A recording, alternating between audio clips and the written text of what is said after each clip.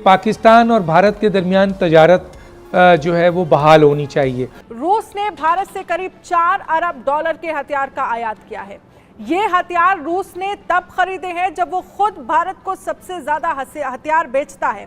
बताया जा रहा है कि इन हथियारों के लिए रूस की कंपनियों ने भारत को रुपए में भुगतान किया है। मुझे पता है कि business community how they think, तो वो बार बार ये कहते हैं कि चीज़ें तो वहाँ से आती हैं, लेकिन आती हैं वाया दुबई, आती हैं वाया सिंगापुर, आती हैं वाया चाइना। 19 मई तारीख बताई जा रही थी, 2 रोज़ा विजिट पर आएंगे और तैयारियां की जा रही थी। यहाँ तक कि वज़ीर-ए-आज़म पाकिस्तान ने अपनी मसरूफियात तर्क कर दी थी कि वो मॉनिटर करेंगे उनके इस्तकबाल की तैयारियां कैसी हैं। तो अचानक ये खबर आती है कि कुछ नामालूम वजूहात की बिना पर उनका दौरा मुलतवी हो गया है और उसमें फ्रेट और ट्रांसशिपमेंट्स इन्वॉल्व होती है और वो महंगी चीज़ें पड़ती हैं पाकिस्तान में आके। रशिया पर पाबंदियों के बावजूद भी इंडिया ने रिकॉर्ड तोड़ तेल खरीदा है, खाम तेल खरीदा है रशिया से, और वो भी डॉलर में नहीं, इंडियन रुपी में। लेकिन ऐसे में जब IMF कह रही है कि पाकिस्तानी मईशत को गैर मामूली खतरात का सामना है, इस तरह की खबरें ना बहुत बुरा इम्पैक्ट डालती हैं ओवरऑल। इंडिया ने तब रशिया को सपोर्ट किया जब इंटरनेशनली रशिया पर बहुत ज़्यादा दबाव था,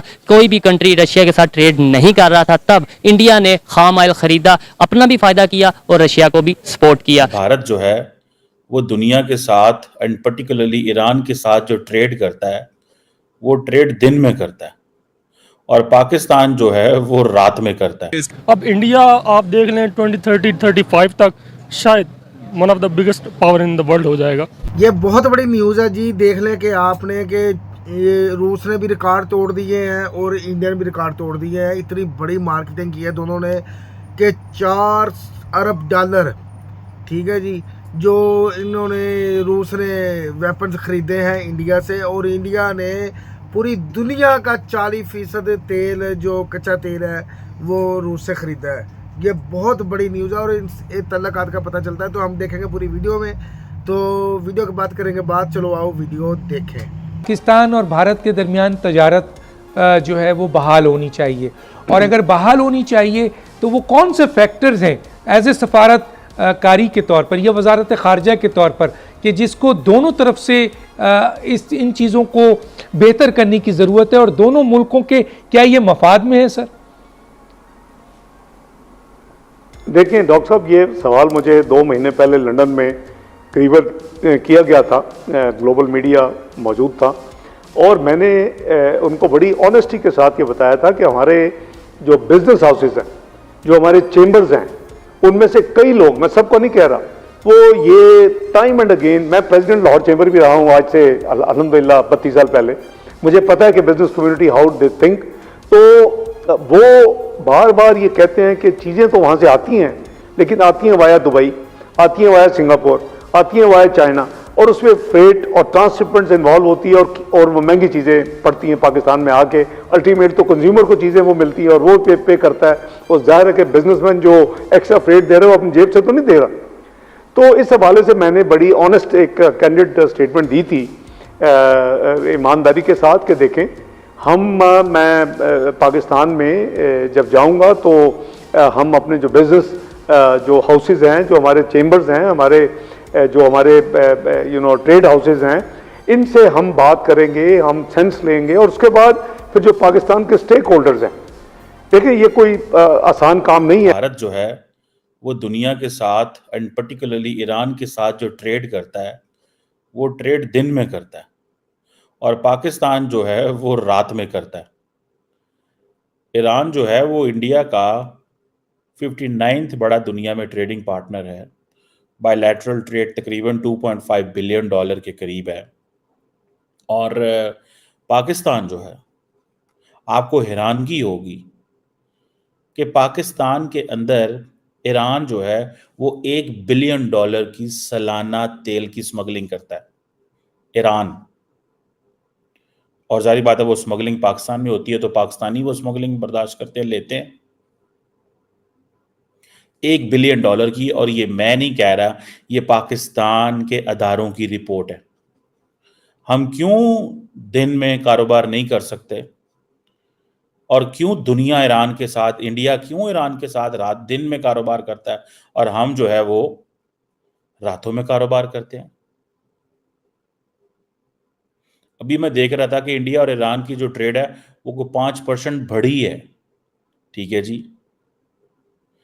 और पाकिस्तान के हवाले से मैं अगर आपको बताता चलूं कि ये हाल ही में एक रिपोर्ट आई है कि $1 बिलियन की तेल की स्मगलिंग होती है पाकिस्तान में, बाकी सारा कुछ अलग है। ये एक पाकिस्तान के अदारों ने रिपोर्ट बनाई है ईरानियन ऑयल की स्मगलिंग के ऊपर, और ये बड़ी पुरानी जो थी, और मेरा ख्याल है कि जिसमें ईरान के ऊपर आपको पता है अमेरिकन सैंक्शन है काफ़ी देर से। अभी ये पता चला है कि $1.2 बिलियन ईरानी पेट्रोल और डीजल पाकिस्तान में स्मगल होता है। और आपको पता है ईरान और पाकिस्तान की जो बॉर्डर है वो तकरीबन 900 किलोमीटर है, 900 किलोमीटर। और जो तेल आता है पाकिस्तान के अंदर वो टोटल पाकिस्तान की 14% कंजम्पशन पूरी करता है। यानी पाकिस्तान को अगर दुनिया में 100 लीटर तेल चाहिए तो ईरान से 14 लीटर तेल आता है। और पाकिस्तान को जो नुकसान इससे हो रहा है वो मोर देन $800 मिलियन हो रहा है। सो मेजर जो लॉस हो रहा है वो तो टैक्स में हो रहा है। अब देखिए ये जितनी भी इलीगल स्मगलिंग होती है इसमें मोर देन कहा जाता है 2000 के करीब गाड़ियां। क्या ये मुमकिन है कि ईरान से पाकिस्तान में तेल आए और कुछ चेक ना करे? मैं इस चीज़ का हामी हूं कि पाकिस्तान को ईरान से सस्ता तेल लेना चाहिए, लेकिन मैं डेफिनेटली इस चीज़ का हामी नहीं हूं कि कुछ पाकिस्तानी लोग वो स्मगलिंग करें। आप देखें तकरीबन जो है कहा जा रहा है कि 2.4 मिलियन लोग जो हैं वो बलूचिस्तान के इस ऑयल पे डिपेंडेंट है। अभी तो ये भी सुनने में आया है कि बहुत बड़ी तादाद में वो जो तेल है वो तो पंजाब और बाकी इलाकों में भी आ रहा है। ज्यादा से ज्यादा कहा जाता है कि 200 के करीब स्मगलर्स हैं, जिसमें गवर्नमेंट भी इन्वॉल्व है, जिसमें सिक्योरिटी के लोग भी इन्वॉल्व हैं। जो लोग पाकिस्तान के बॉर्डर को सिक्योर करने में मामूल में इन्वॉल्व हैं वही चोर हैं। लेकिन मजे की बात है आप उन्हें चोर कह नहीं सकते, क्योंकि उसके लिए आपको साबित करना पड़ेगा वो चोर हैं। और आप साबित करते करते हो सकता है आपकी उम्र गुजर जाए कि ये चीज साबित कैसे करेंगे। सो साबित इतनी इस मुल्क में होती। सो ये जो अब क्या पाकिस्तान दोनों मुल्कों के अच्छे ताल्लुकात हैं, बड़ा मसला तो अमेरिका का है ना, तो अमेरिका से बात की जा सकती है। लो जी वीडियो देखिए, वीडियो वाकई बड़ी अमेजिंग है, कमाल हो गया यार, अनबिलीवेबल यार। आपके तल्लकात जो आपकी दोस्ती है ना वो पूरी दुनिया में छा गई है कि अमेरिका जैसा देश भी हिल गया है। चाइना तो हिला हुआ है पहले ही, तो अमेरिका जैसे देश को भी आपने हिला के रख दिया इंडिया ने। आप देख लें कि कितनी पाबंदियों के इतनी पाबंदियां लगी हुई हैं रूस पे कि वो अमेरिका कह रहा है जी कि अगर इन्होंने इस तरह के कोई भी देश रूस के साथ ज़्यादा ना ट्रेड करे, मतलब अमेरिका मुदाखलत कर रहा है ना हर मामले में, ठीक है जी। आप ये देख लें फिर भी यूक्रेन पर जब रूस ने हमला किया है ना, तो उस मौके पे उस वक्त इंडिया ने जितना पूरी दुनिया में इस्तेमाल होता है तेल, उसका 40% अकेला सिर्फ इंडिया ने परचेज किया तेल, ठीक है जी। और वो भी मैं कह रहा हूँ कि इतना रूस है उस तेल की निस्बत है ना कि रूस आपसे बहुत अच्छे तल्लकात बन गए रूस के, और रूस बड़ा खुश हुआ आपको इंडिया के साथ मिल के। फिर अमेरिका ने मुदाखलत की इंडिया के मामलात में, तो रूस इंडिया के सामने खड़ा हो गया। रूस ने अमेरिका को साफ साफ खरी खरी सुना दी कि अगर तूने कोई ऐसी वैसी हरकत की तो मैं तुझ पे हमला कर दूंगा, तुझको तबाह बर्बाद कर दूंगा।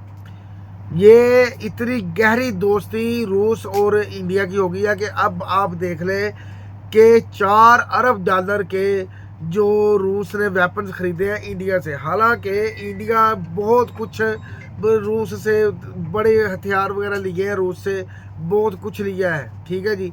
मगर इंडिया के पास भी ऐसी टेक्नोलॉजी है जो रूस को भी ज़रूरत पड़ गई है। अब रूस ने $4 अरब के जो इंडिया से वेपन्स खरीदे हैं ना, ये एक खित्ते में बहुत बड़ी मार्केट के तौर पे उभरा है काम, ठीक है जी। पूरी दुनिया हिल के रह गई है, और ये पैसों में उन्होंने दिए हैं सारा कुछ। ये नहीं कि वेपन्स के बदले कुछ दिया, पैसे दिए उन्होंने, नगद पैसे। कमाल हो गया यार।